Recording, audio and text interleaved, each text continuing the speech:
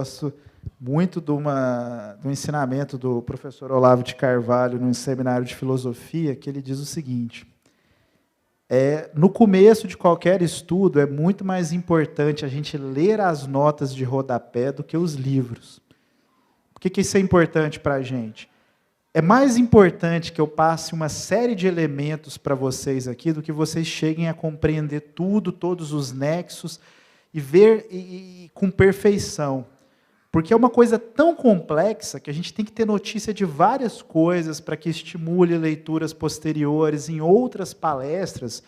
Vocês vão fazendo quebra-cabeça. Entendeu? Eu posso dizer que eu acho que nessa palestra, várias coisas que eu coloquei aqui, para mim também foi o fechamento de, 10, 15 anos de estudo, de tentativa de compreensão de um determinado problema. E a coisa foi ficando mais clara e cada vez mais absoluta. Quer dizer, e também mais simples. Quando eu falo desse problema da usura, existe uma série de complexidades, mas chega um momento, até na minha formação de economista, quando você vê os argumentos mais simples da teologia moral, mostrando por que aquilo é iníquo e imoral, você fala, cara, é racionalmente errado. Quer dizer, é uma coisa antinatural. E, claro, se a gente for discutir o sistema bancário moderno, a coisa se tornou monstruosa. O mundo hoje é baseado na usura. O mundo hoje é governado e controlado pela usura. Quer dizer, quem banca as feministas, o movimento gay para vir aqui desconstruir a família, é a usura internacional. Entendeu? Um pequeno exemplo disso. Em 2004, a Fundação Ford criou 400 bolsas de estudos de gênero na Universidade Federal da Bahia. 2004. A gente nem sabia o que era gênero, que diabos era isso.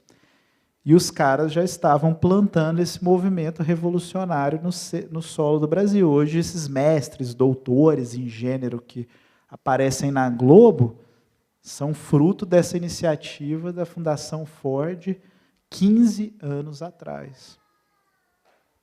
Da onde que vem o dinheiro? Como no caso de Cosimo de Médici, de outros usurários, veio de quem quer corromper a sociedade para melhor dominá-la. Então eu vou dar aquela explicação cursiva aqui sobre o sistema de reserva fracionária, eu vou comparar ela à típica usura medieval a qual a igreja se referia e mostrar que a usura moderna, perto da usura moderna, a usura medieval era brincadeira. Quer dizer, a gente está no sistema da usura pura, simples, perfeita e absolutamente imoral, sem qualquer discussão. A típica usura medieval é o que a gente chama hoje de agiotagem.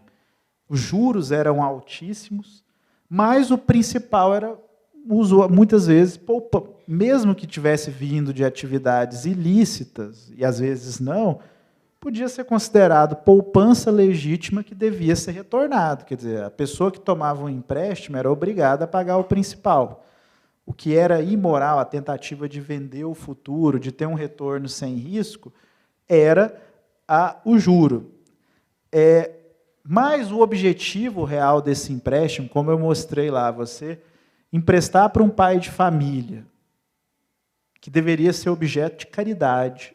Quer dizer, um pai de família que tem um salário insuficiente, que não está conseguindo alimentar os seus filhos, se você quer fazer algo por ele, você vai ter que fazer caridade. Não tem outra forma. Você não vai resolver o problema dele emprestando. Você resolve no curto prazo, mas você termina de destruir a família dele se você emprestar para ele a 43% ao ano e depois levar uma gangue para bater nele, para exigir pagamento, para tomar a casa dele, para poder tomar os instrumentos de trabalho dele. Você não tá querendo, isso não é caridade, isso é imoral, anticristão. E era um empréstimo arriscado que se aproveitava de pessoas em necessidade, buscando uma expropriação futura, como em todos os impérios pagãos. Quer dizer, Roma e Grécia, isso aconteceu várias vezes. Roma A cidade de Roma, antes de se tornar um império, quase foi destruída por uma crise de endividamento. Quer dizer, metade da população da cidade saiu e foi para as montanhas e falou: se a oligarquia, se os plutocratas não perdoassem as dívidas, eles iam fundar uma outra cidade. Então, isso não é novo, isso é tão antigo quanto a humanidade, é o culto de Mamon. Como falei, olha, não se pode servir a Deus ou a Mamon. A gente tem que fazer uma escolha. Mas a típica usura moderna é o que a gente chama de sistema bancário de reserva fracionária. Como eu não estou com um quadro aqui, fica um pouco mais difícil de explicar, mas não impossível. Então, eu vou fazer uma explicação cursiva como isso funciona hoje. A autoridade monetária real, que deveria ser a única, mas não é o governo. Num sistema de papel moeda, de moeda fiduciária, que não é mais um padrão ouro ou padrão prata, isso quer dizer que o governo pode criar dinheiro do nada. Ele vai lá na maquininha, e nem precisa ir na maquininha, é eletrônico. Quer dizer, hoje, 3 a 4% da nossa moeda é papel moeda. 97%, 96% são dígitos eletrônicos em algum computador. Depósito que é transferido num computador de um lado para o outro. Mas vamos dizer que o governo brasileiro ele tá deficitário, ele não cobra tributos suficientes para poder cobrir os seus gastos, e ele precisa, sei lá, vamos colocar em um número simples, de 1 milhão amanhã. E ele também não vai tomar diretamente emprestado no mercado, ele resolve criar moeda. Como isso funciona hoje?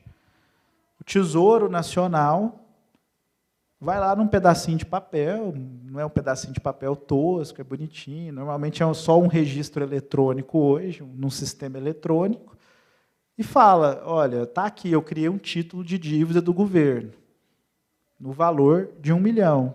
E ele vai no Banco Central e fala, tá bom, está aqui, Banco Central, compre o meu título de dívida. Como que o Banco Central compra esse título de dívida? Ele faz um cheque de R$1 milhão. E aí vocês podem me perguntar, da onde veio esse cheque? De lugar nenhum, do nada. O Banco Central criou R$1 milhão do nada e deu para o Tesouro Nacional. Para simplificar a nossa compreensão, eu vou fazer a seguinte suposição, não muito realista, mas que não traz problema nenhum ao argumento, de que esses R$1 milhão que o governo está precisando para gastar, ele vai pagar um só fornecedor dele. Algum industrial, algum fornecedor de uma escola, construtor de uma estrada, empreiteiro, não interessa. Ele deu lá R$1 milhão para essa empresa, para essa pessoa. E a gente vai dizer que nesse sistema bancário não existe mais papel moeda, porque complicaria artificialmente o problema. Em vez de ser 97%, 100% do dinheiro só circula no sistema bancário como depósitos e empréstimos. Correto?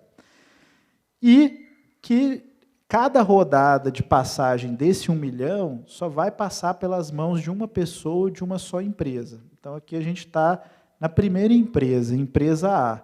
Como tudo é depositado no sistema bancário, ele vai colocar o dinheiro, o cheque vai ser depositado no sistema bancário, não é verdade? Ele vai colocar R$1 milhão no banco A. E vamos dizer que a taxa de reserva fracionária é 10%. Isso quer dizer que o banco A vai ter que criar uma conta artificial, que não importa nada, porque só está lá no Banco Central e não afeta a economia, que é a reserva. Isso quer dizer o seguinte, o Banco Central cria uma conta, acrescenta a conta reserva desse banco. Se é 10% de reserva fracionária, quanto é 10% de 1 milhão, gente? 100 mil. Então, 100 mil de conta reserva no Banco Central. E o que acontece com os outros 90%? Ele pode criar 900 mil em empréstimo. E aqui vem a magia e a alquimia. Tá bom, o governo criou moeda. Tá bom, dai a César o que é de César. É algo mais legítimo. Mas o governo criou 1 milhão, e eu acabei de dizer, vocês podem perguntar, e aquele depósito de 1 milhão da empresa? Uai, ela pode sacar a qualquer momento e gastar aquilo. Ele não cedeu o uso daquele depósito. E da onde que veio esses 900 mil? Qual a resposta? Do nada. Mas não para por aí. Vamos dizer, esses 900 mil criados como empréstimo pelo Banco A, ele vai circular na economia, vai parar nas mãos do indivíduo B, que vai depositar no banco também. Quanto é 10% de 900 mil? 90 mil. E aí, isso quer dizer que a ficção contábil é feita no Banco Central de um lado, e esse segundo banco vai ser capaz de emprestar 810 mil. Essa sequência está indo para uma progressão geométrica decrescente. Certo? Tem uma fórmula matemática lá que a gente vai chegar num limite matemático, que dá a fórmula do multiplicador bancário. Nesse caso simplificado que eu falei, a fórmula do multiplicador bancário, que vai chegar como limite dessa progressão geométrica, é simplesmente a quantidade original de dinheiro. Vocês percebem que vai continuar, né? Que está diminuindo o efeito, mas que vai para o banco C, para o banco D, para o banco E, e pouco importaria que se fossem milhões de pessoas recebendo esse dinheiro. O resultado agregado vai ser o mesmo.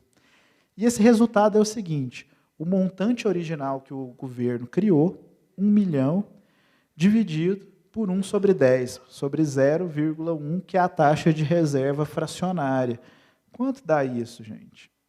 1 dividido por 0,1 é a mesma... 1 milhão dividido por 0,1 é a mesma coisa que 1 milhão multiplicado por 10. 10 milhões. O que isso significa? Que dos 1 milhão, ao 1 milhão que o governo criou, se acrescentaram 9 milhões criados pelos bancos privados. Da onde que vieram esses 9 milhões, como 1 milhão? Do nada. E, no entanto, vocês entenderam por que a usura medieval não era nada?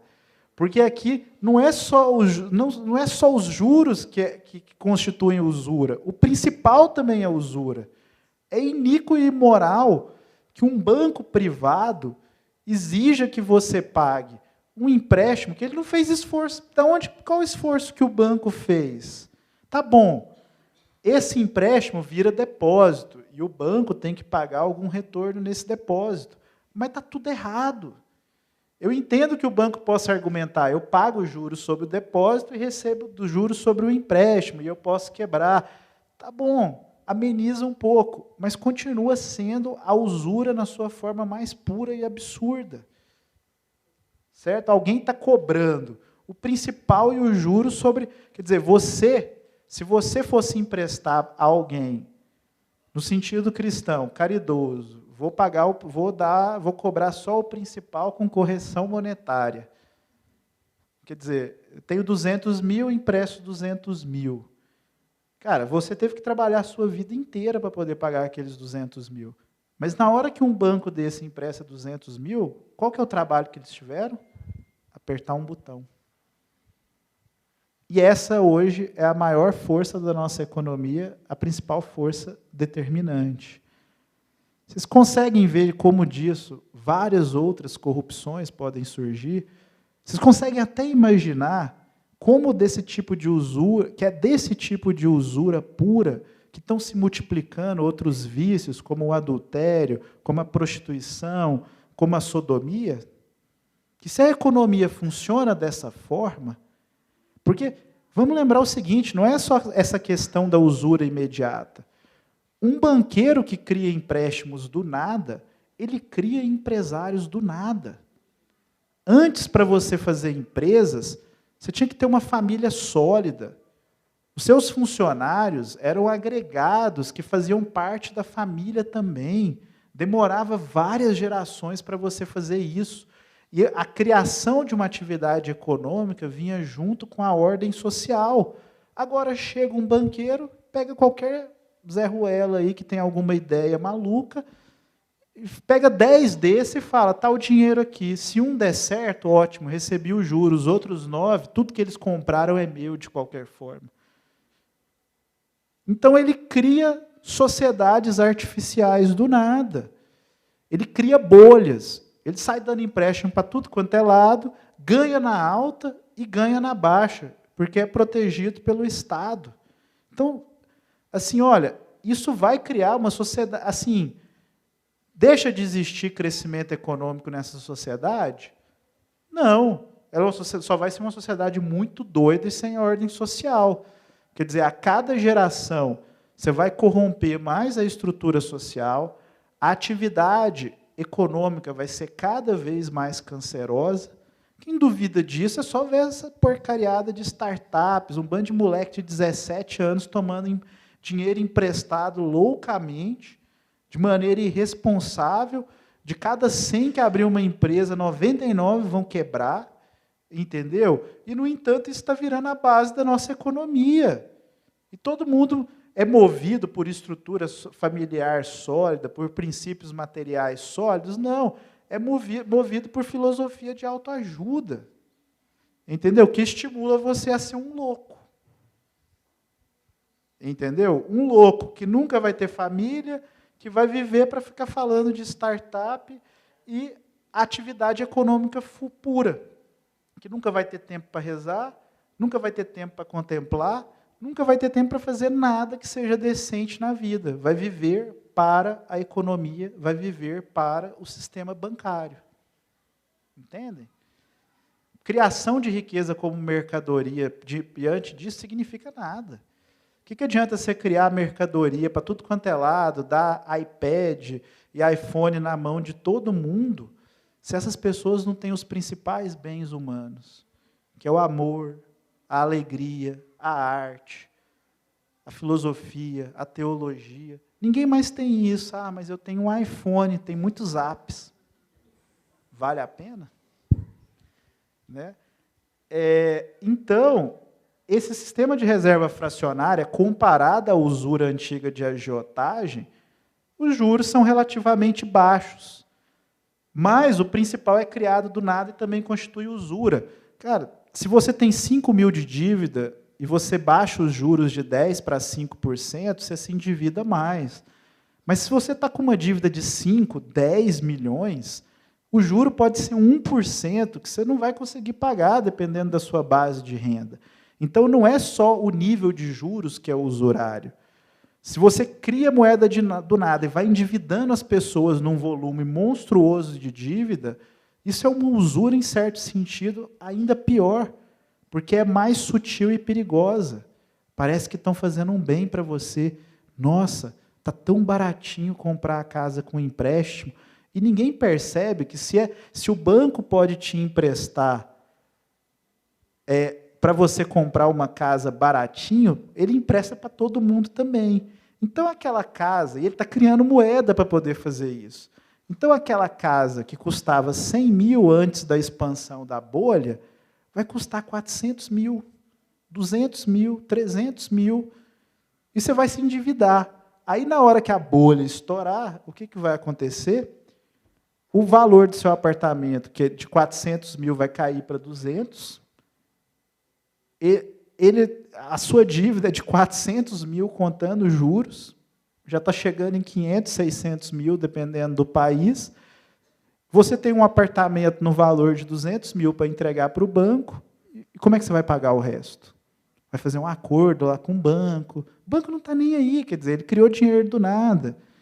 Se ele estiver nas metas lá de Basileia, ele vai sobreviver, vai ser salvo pelo governo e vai ficar com os seus bens. Entendeu? Como que isso pode ser cristão? Como que isso pode ser moral? E tem esse problema, gente. Como, assim, olha, é só o Estado, quer dizer, só o poder público, pegando até uma frase evangélica, quer dizer, dai a César o que é de César, a referência era direta, a cunhagem da moeda. Na época do padrão ouro e do padrão prata, ainda era o Estado que fazia a cunhagem, já era uma espécie de moeda fiduciária. O papel moeda radicalizou esse princípio, mas continua sendo isso. Tá bom, o Estado tem o poder de fazer uma cunhagem, de criar moeda, não pode abusar dele, porque senão vai produzir inflação, vai destruir a economia, mas ele tem essa legitimidade. Agora, por que o Itaú, o dono do Itaú, tem o direito de criar moeda? Ué, eu também quero ter esse poder, ué. Por quê? E vem, e assim, não é só o Estado forçando a aplicação desse contrato de depósito em reserva fracionária, dos empréstimos usurários, que é importante nesse sistema. Para ele funcionar, e para ninguém sair correndo para o banco, ninguém deixaria dinheiro no banco, funcionando como ele funciona. Porque, quer dizer, o banco ele tem responsabilidades, obrigações em forma de depósitos que podem ser sacados a qualquer momento, e ele tem ativos em forma de empréstimos que ele não consegue exigir os empréstimos imediatamente. Se amanhã 20% dos correntistas do Itaú resolverem sacar o dinheiro do Itaú, o Itaú quebra. Então ninguém deveria deixar dinheiro em banco. É uma coisa louca, insana. Mas aí o que o governo faz para proteger os bancos? Cria um negócio chamado seguro-depósito. No Brasil, não me engano, nos grandes bancos, nos bancos maiores, que chegam a um determinado patamar, se você tiver um depósito bancário de R$200 mil, ele é protegido pelo Banco Central. Isso quer dizer que, se o banco quebrar, até 200 mil, o governo paga para você. Você não perde o seu dinheiro.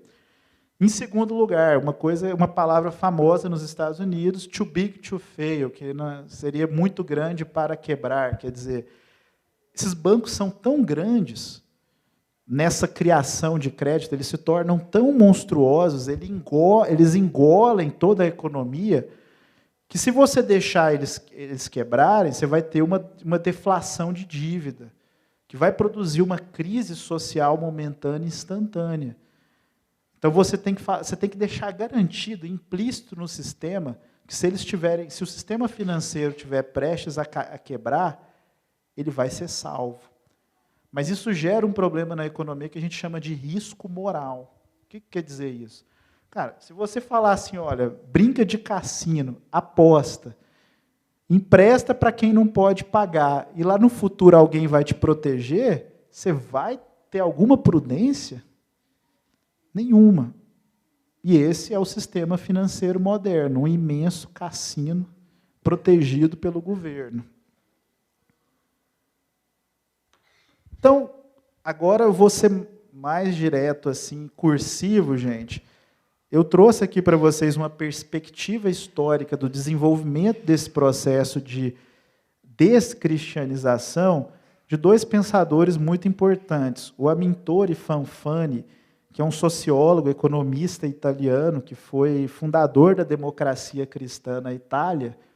Ele era um cara considerado de centro-esquerda, mas, na verdade, ele era católico. Essa era a verdade. Ele, inclusive, acho que ele foi primeiro-ministro da Itália por 4 ou 5 vezes, foi uma figura política muito importante, era ativo nas finanças internacionais, eu acho que até 87, até os anos 80. E o sociólogo alemão Werner Sombart, que o diagnóstico deles da nossa situação atual, vinda do processo histórico, é muito semelhante. E até a tese do Fanfani vai de encontro com tudo que a gente viu aqui sobre Florença. O ponto central dele é refutar e recusar absolutamente aquela tese do Max Weber, tão popular nas nossas universidades, seja na direita ou na esquerda, segundo a qual o capitalismo atual teria origem na cultura protestante de poupança, na ética de trabalho protestante.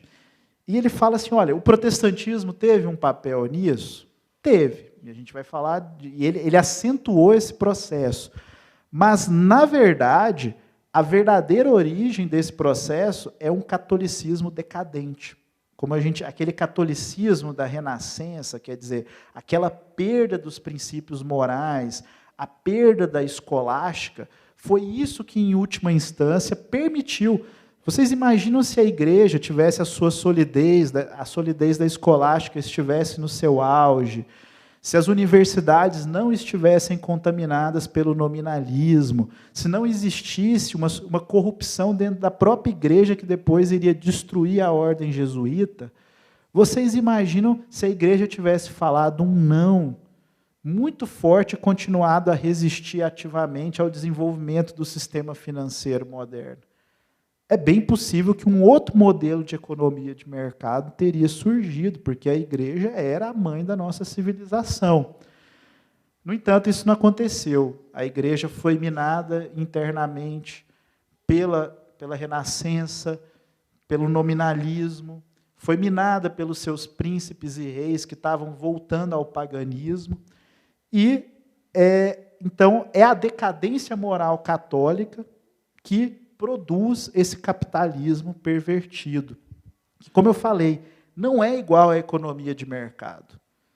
Quando a gente faz uma crítica usando esse nome que o Marx cunhou de capitalismo, a gente vai ver que ele estava certo sobre um aspecto, porque ele denuncia essa perversão, mas a solução dele é pior do que o problema, e chega a ser absurdo, porque, em certo sentido, ele estava enxergando o problema, mas ele tira uma conclusão tão absurda que você fala, esse cara estava de sacanagem. Ele denunciou para o mal para fazer um mal ainda maior. Essa é a verdade sobre ele. Mas aí vocês me perguntam, e o ponto do Max Weber? Aí sim, mas assim, nessa versão pervertida da economia de mercado, de fato o protestantismo teve um papel muito importante.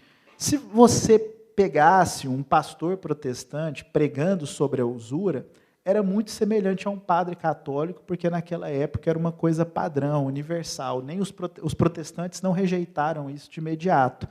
Mas, na prática, o voluntarismo moral protestante, aquela noção de que a razão não vale nada, então a teologia moral, racional não existe, e que, no fundo, é tudo uma questão de inspiração do Espírito Santo, na prática, isso significou o seguinte para os usurários: eles não tinham muito mais peso na consciência.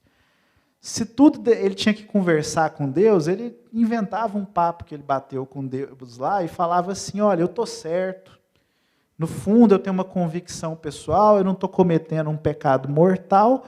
Então, na prática, o voluntarismo moral protestante, o nominalismo que eles continuaram, simplesmente falou para os usurários, está tudo bem, você pode ser cristão e usurário ao mesmo tempo.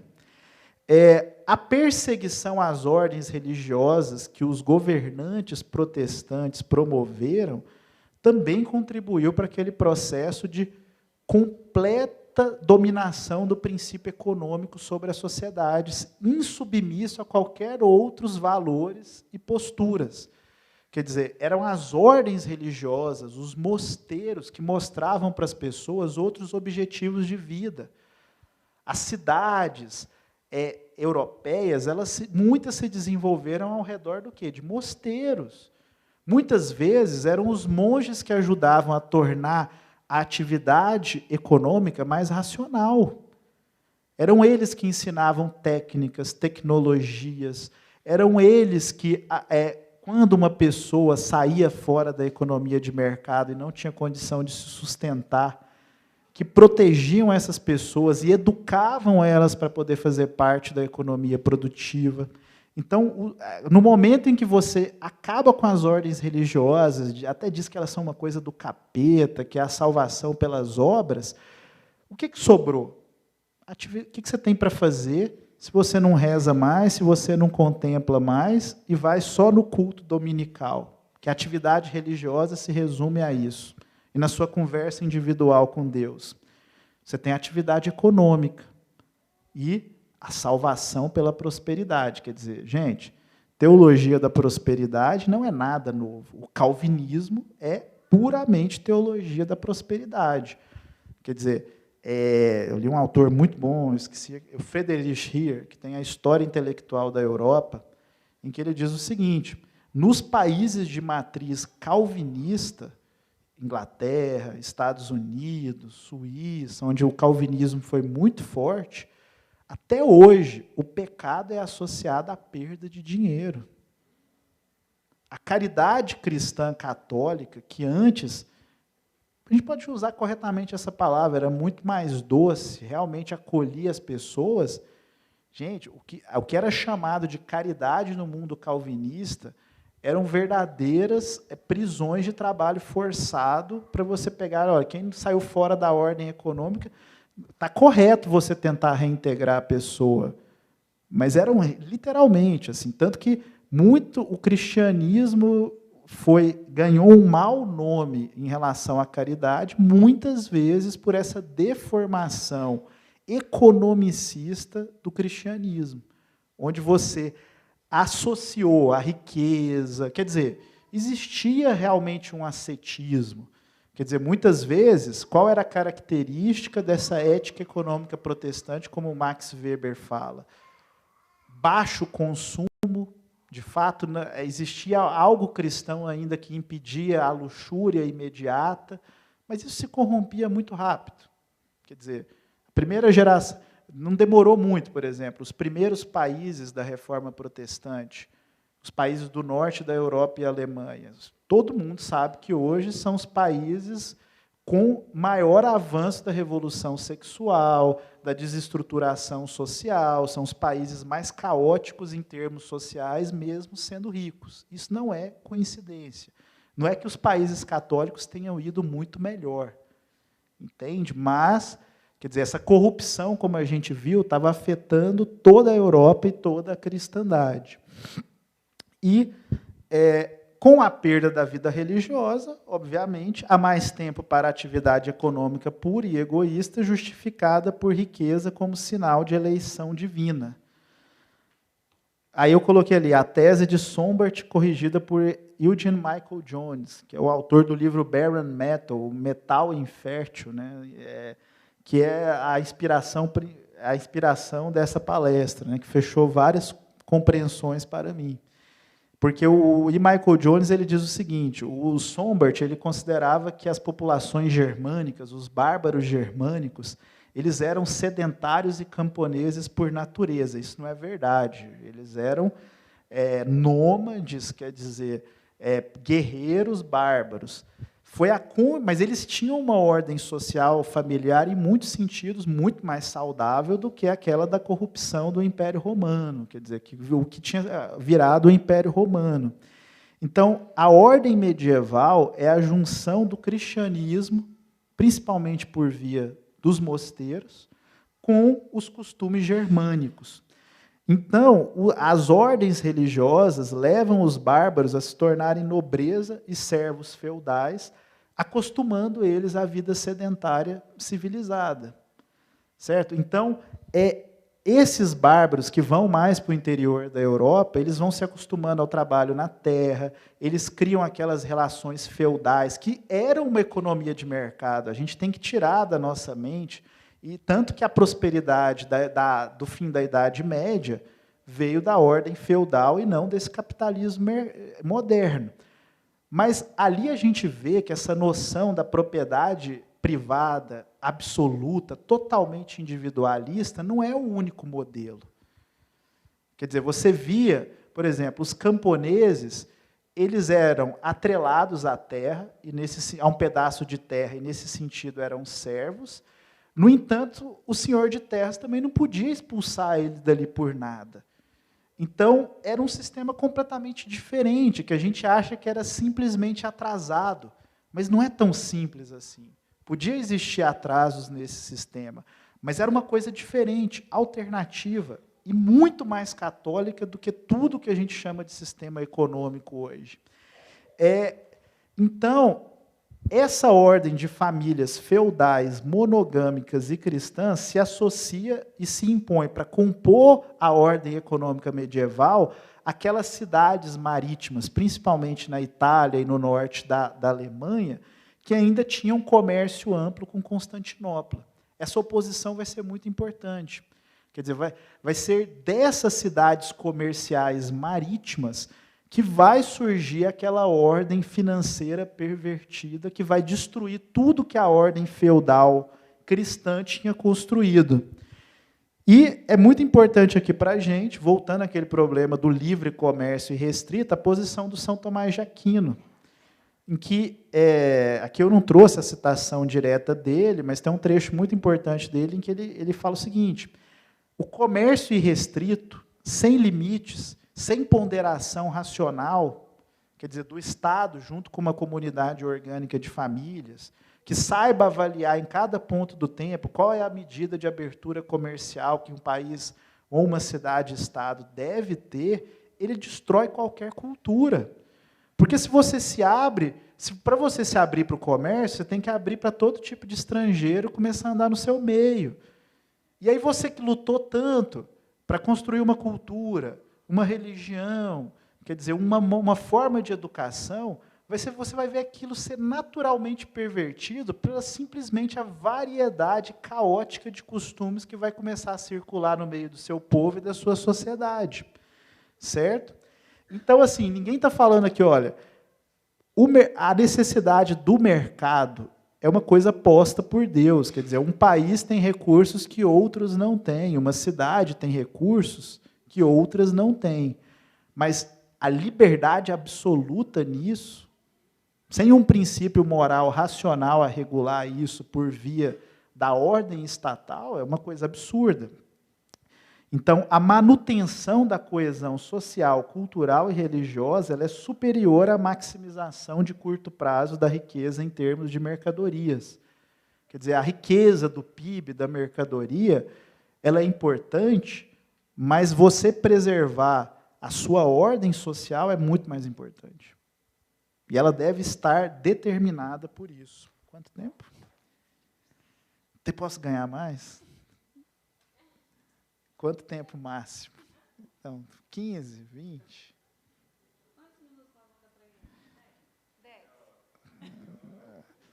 Eu gostei da proposta da meia hora. A gente pode? Não? Ah, é verdade, tá bom. Gente, então, na próxima palestra, eu vou finalizar essa daqui, já engatar uma... Aqui a gente está quase terminando, depois vem um ponto muito importante, que além de Florença, o nosso contraponto dessa ordem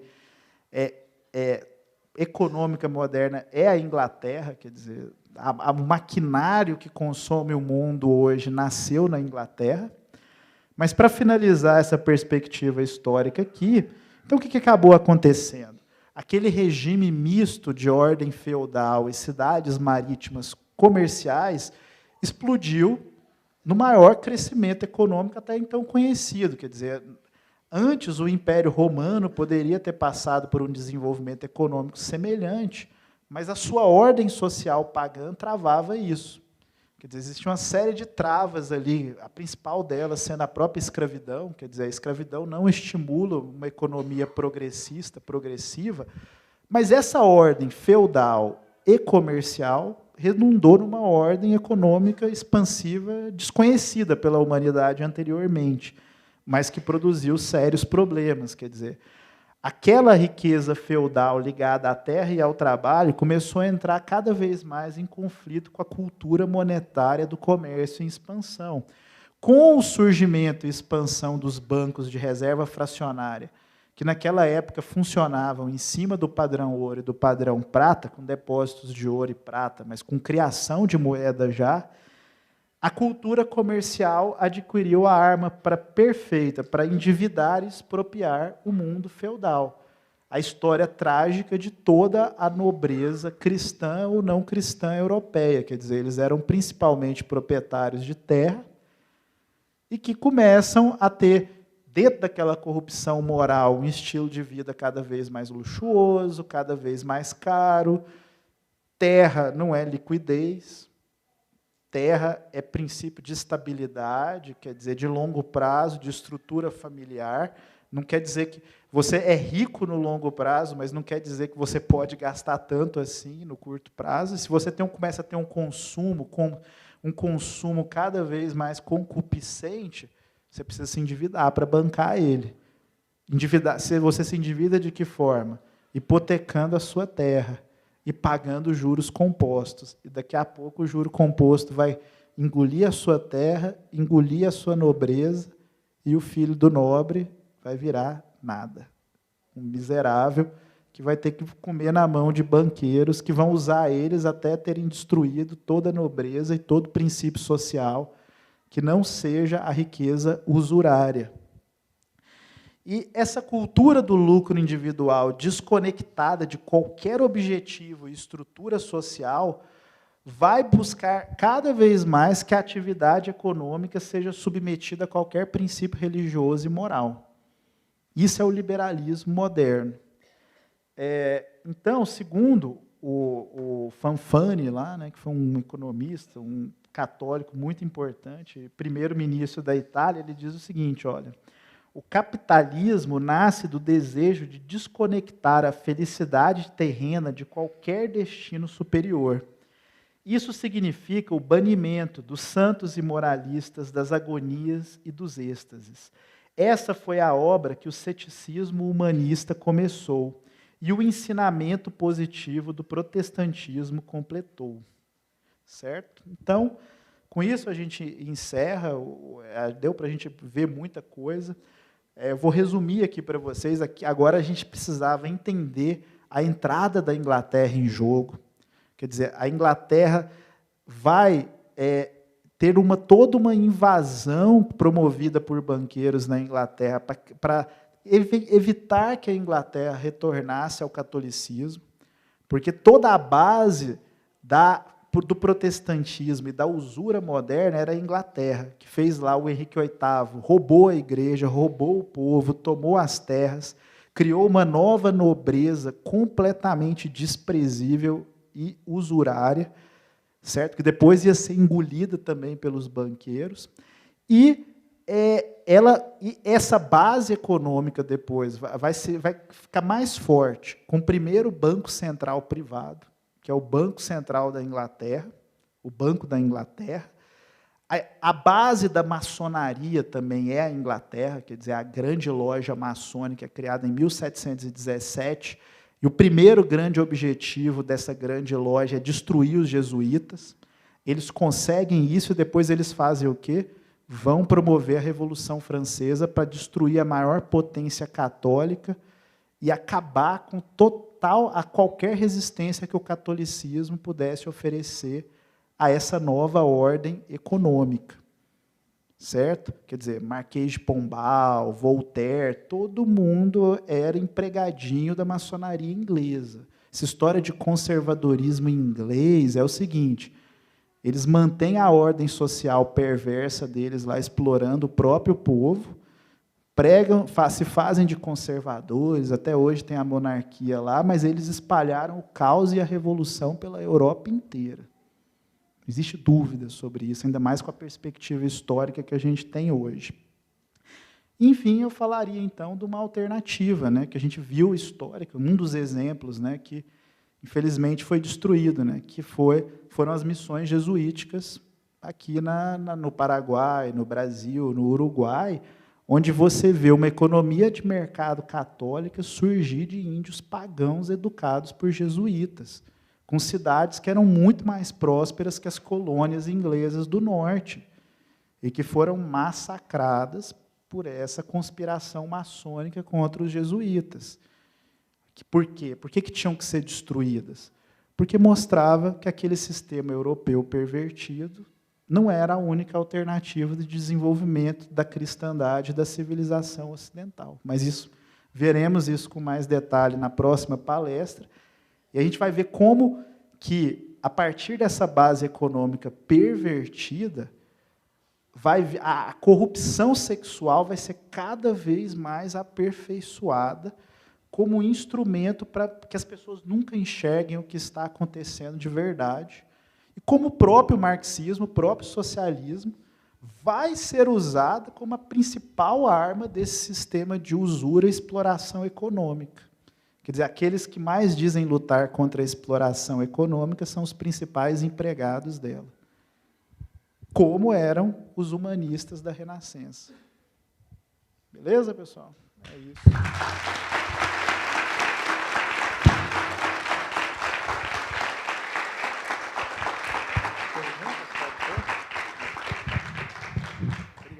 Gente, como já está adiantado o horário, eu vou abrir para 2 perguntas.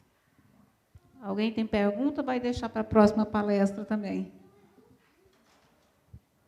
Acho que o pessoal quer ir embora, Murilo. Está tarde, né? Mas, olha, se alguém tiver alguma pergunta importante, o professor vai ficar aqui. Particular, quiser vir sim. aqui, sem problema. O seu ponto de vista sobre a parábola dos talentos da Bíblia, com relação à usura? Porque a parábola dos talentos, ela promove, quando você tem um talento, você tem a obrigação de explicar. Sim, claro. mas multiplicar na atividade produtiva. É como eu falei, se você faz um investimento econômico produtivo, que emprega trabalho e capital, e você toma o risco daquilo, o céu é o limite. Você pode multiplicar por 10, por 50 vezes o talento. Aqui eu estou falando do talento só no sentido econômico. A parábola bíblica quer dizer muito mais. Está falando do reino dos céus, do estudo, da vida espiritual, mas também tem um sentido econômico. Mas a usura não faz isso. Quer dizer, um banqueiro que está aí extraindo riqueza real da economia por criar dinheiro do nada, o que ele está fazendo pela sociedade? O que ele está fazendo por alguém? Nada. Qual é o esforço, qual é o suor que ele teve que fazer para, às vezes, ganhar bilhões da noite para o dia? Não tem justificativa. Eu sei, o mundo funciona desse jeito. Mas nós somos católicos, protestantes também, eu sei que tem alguns protestantes, cristãos, quer dizer, são irmãos separados, a gente vê que existe uma tensão, todo um processo de declínio que afeta a todos nós. Mas, assim, olha, eu generalizo, olha, você não pode ser cristão, a gente tem que odiar o comunismo, porque o comunismo é filho disso. Se você afirma a propriedade privada absoluta, coisa completamente irracional, vem depois uns malucos falando que tem que acabar com a propriedade privada. Mas isso não quer dizer que os pais estavam certos se os filhos viraram esses monstros. Entendeu? Mas eu acho que é bem óbvio, assim, que se você compreende racionalmente o que é atividade bancária moderna, é o que eu falo, aquela usura medieval, empréstimo a juros para investimento, pode existir alguma discussão de algum tipo de empréstimo a juros com investimento, com alguma remuneração por risco, dano, isso existia na escolástica medieval. Mas o que acontece hoje, não existe discussão. Não tem. É pecado mortal. É assim, olha, é uma atividade predatória, parasitária e cada vez mais. É claro que hoje os bancos monopolizam a atividade produtiva também, além de serem parasitas. É muito difícil um empresário hoje, o empresário que toma emprestado dos bancos, ele não está cometendo pecado, obviamente. Quer dizer, a economia, infelizmente, está funcionando desse jeito. Mas, com certeza, os banqueiros, e quem, talvez com gravidade maior ou menor, mas quem promove esse sistema e radicaliza ele, quer dizer, hoje a gente está vivendo uma loucura, quer dizer, os chamados hedge funds, securitização, quer dizer, existe hoje o sistema bancário oculto, secreto, que não é pior do que o tradicional, e que tem gente ganhando bilhões da noite para o dia. Entendeu? Essa gente, quer dizer, o pecado delas é tão grande quanto dos comunistas e tudo mais. Mais alguém? Quando você olha o balanço patrimonial do banco, o ativo corresponde ao passivo. Ele equilibra. Pois é. Não é que eu não sei bem como o banco faz dinheiro, porque toda vez que ele pega o dinheiro, ele gera uma despesa e gera um risco. Ok, mas... Você vai para a rentabilidade do banco, não é tão alta. Então, mas foi o que eu disse. É uma ficção contábil, né? O banco dizer que ele tem a mesma quantidade de ativos e de passivos. Não, foi como eu falei. Isso não quer dizer que o banco, quer dizer, não tem risco, mas ele é fundado sobre a usura. Qual é o risco do banco moderno? A gente falou que ele cria empréstimo do nada, mas o empréstimo de um banco é o depósito do outro, certo? E o banco, para te atrair, para deixar o dinheiro dentro do banco, ele tem que pagar um juro sobre o depósito, certo? Porque senão você deixava o dinheiro debaixo do colchão. Então, ele vai ganhar no spread, quer dizer, na diferença entre o juro, mas, quer dizer, todo o sistema de Banco Central, de estímulo da economia atual, trabalha para, no começo de uma bolha, expandir o spread, para ter muito estímulo para os bancos emprestarem. A bolha, à medida que vai crescendo, vai diminuindo o spread, porque assim deprime muito a taxa de juros de curto prazo, você toma no curto prazo para investir no longo. Né? Então, você empréstimos, por exemplo, você tem um investimento de maturidade de 5, 6 anos, Seria absurdo você tomar empréstimo de 1 ano para financiar isso, é muito arriscado. Mas o sistema bancário sustenta isso.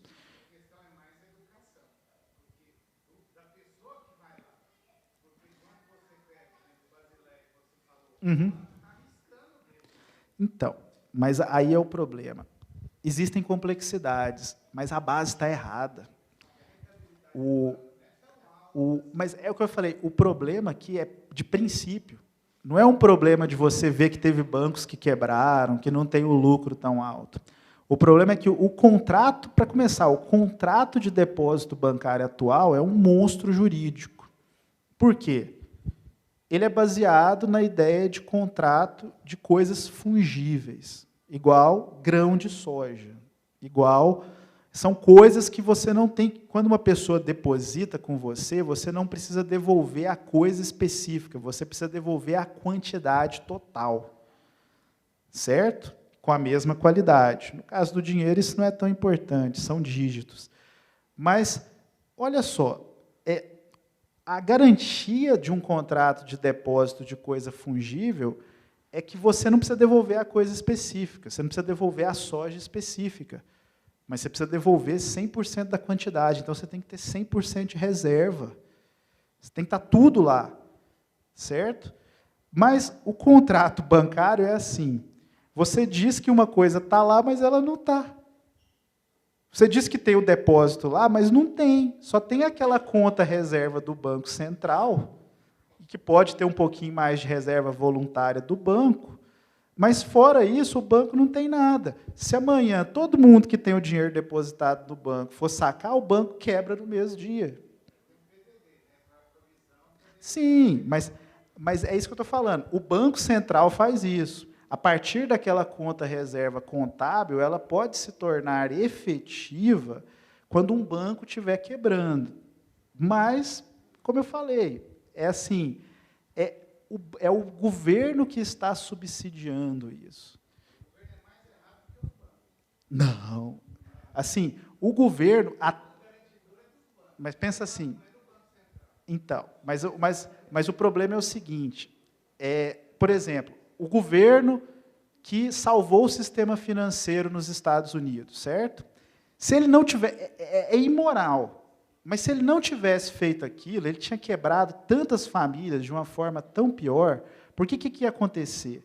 Os juros iam disparar, várias empresas iam quebrar. Então, o governo, por um erro passado de proteger esse sistema, se viu obrigado a fazer uma coisa que é errada, mas que podia ter um mal maior ainda se ele não tivesse feito isso. Então, olha, eu já fui muito assim, libertário, radical, mas hoje eu vejo assim, odeio socialismo, odeio estatismo, mas o estatismo ele tende a criar um governo que é imenso e fraco. Esse sistema libertário, usurário, ele vive bem com um governo grande, como a gente vê na China, mas ele não quer um governo forte. Um governo que tenha princípios morais e que plante as regras corretas para o capitalismo. Como eu falei, você tem toda a razão. Hoje, o que a gente faz? Como é que você vai mudar o sistema bancário e financeiro da noite para o dia? Mas isso não quer dizer que uma árvore que foi plantada, quer dizer, numa coisa podre, os frutos são podres, entendeu? O fruto é o caos social, é a perda da religião, é a perda da contemplação. Esses são os verdadeiros frutos, não é só a bolha econômica, não é só a quebradeira que o sistema produz, não é só a usura. Esse negócio está consumindo a nossa sociedade, é um parasita. Eu tenho notícias de amigos meus que estiveram viajando por Londres, Nova York, São Francisco. O que aconteceu desde 2008?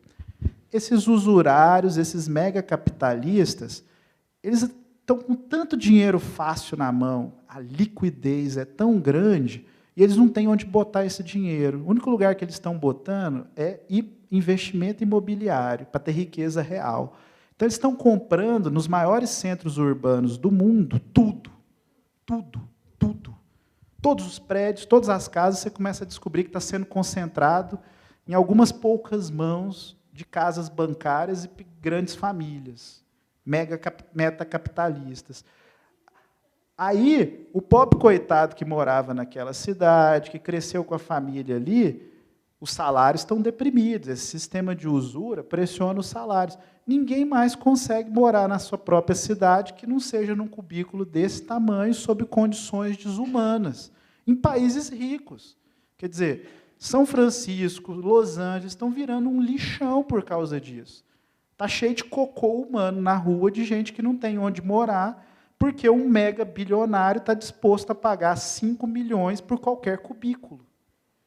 E ele não tem lugar para colocar o dinheiro dele, porque tem dinheiro voando para tudo quanto é lado pelo mundo, na mão deles. Porque, quer dizer, esse dinheiro não está produzindo nem mais investimento produtivo, porque está todo mundo com medo da crise econômica que está sendo produzida no mundo. Então, virou isso. Quer dizer, essa natureza perversa, usurária do sistema está se revelando cada vez mais. Bolsa de valores hoje é um cassino. Sabe o que está acontecendo hoje? Não, as empresas que pegam dinheiro na bolsa, elas fazem coisas boas. É verdade. Mas, cada vez mais, o que acontece? Mas me escuta. Não, me escuta aqui. Você já viu uma coisa chamada stocks buyback? Você sabe por que a bolsa dos Estados Unidos está subindo desde 2008? Porque as próprias empresas estão aproveitando as taxas de juros baixíssimas promovidas pelo Banco Central americano, quase próximo de zero, para trocar equity, quer dizer, investimento de bolsa, por dívida, debit. Como?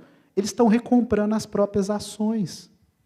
Quer dizer, o investimento na bolsa deveria ser uma coisa boa, porque é um dinheiro permanente que não tem risco. O preço da ação pode subir ou descer e a empresa não vai perder aquele dinheiro. Então, isso favorece. A bolsa deveria ser uma coisa importante no modelo de mercado genuíno, mas está sendo totalmente pervertido. Hoje, a bolsa sobe e desce por causa do FED do Banco Central Europeu, não tem nada a ver com a economia real. Se o FED e o Banco Central Europeu subirem 0,5%, 1% a taxa de juros, vai quebrar metade das empresas americanas e europeias, porque elas trocaram dinheiro, elas compraram as próprias ações e estão endividadas aos montes. Então, hoje, se você subir um pouquinho a taxa de juros, o mundo vai abaixo. Certo? Porque não tem como. Isso revela a natureza usurária. Quer dizer, que revela, nesse sistema, só para terminar, existe uma lógica muito simples que mostra como o sistema no agregado é perverso. Se você pensar assim, olha, eles criam o principal do nada.